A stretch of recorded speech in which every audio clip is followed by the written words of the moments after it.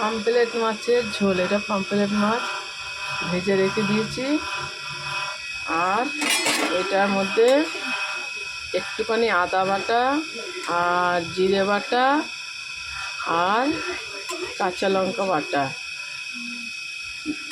আর দিয়ে তেলেতে দিয়েছি যে গোটা জিরে আর কালো জিরে ফোড়ন দিয়ে আলুটাকে ভেজেছি হলুদ লবণ দিয়ে।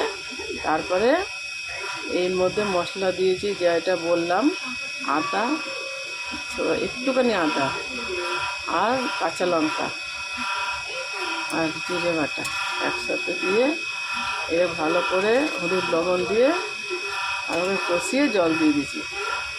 এখন হয়ে এসছে, এবার মাছটা ধুয়ে দেবো, পরে দিয়ে দেবো।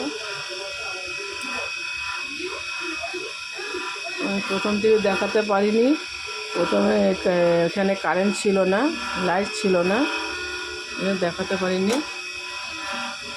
এই কিছুক্ষণ আগে লাইটটা এসছে। এখন এই পামফ্লেট মাছটা বানাচ্ছি, ভেজে রেখে দিয়েছি। ঝোলটা হচ্ছে, এরকম করে করবেন, খেতে খুব সুন্দর লাগবে। হালকা পাতলা ঝোল, জিরে বাটা, আদা বাটা, কাঁচা লঙ্কা বাটা একসাথে তিনটে, আর হলুদ লবণ তো লাগে স্বাদ মতন। দিয়ে ভালো করে মশলাটা আলুটাকে কষিয়ে নিয়ে জল ঢেলে দিতে হবে। ফুটছে, এটা আরেকটু হবে, তারপরে মাছটা দিয়ে দেবো।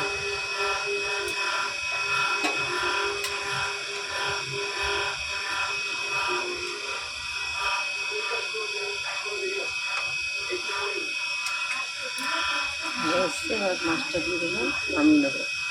তারপরে নামানোর পর একটু ধনে পাতা ছিটিয়ে দেবো। ধনে পাতা দিলে খুব টেস্ট লাগে।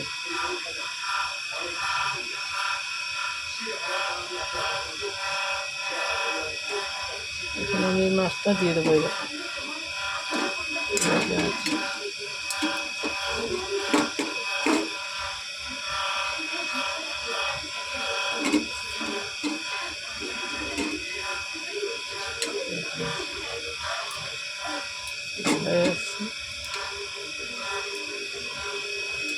নামাবার পর একটু ধনে পাতা দিয়ে নামিয়ে দেবো।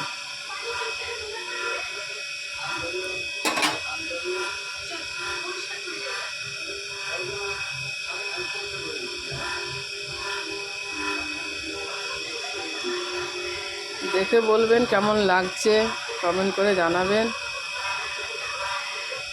দেখলে একটা লাইক দেবেন, শেয়ার করে দেবেন আর সাবস্ক্রাইব করে দেবেন আমার ভিডিওটা। সবাই ভালো থাকেন, সুস্থ থাকেন। এবার ভিডিওটা আজকের মতন রাখছি। গুড নাইট, শুভরাত্রি।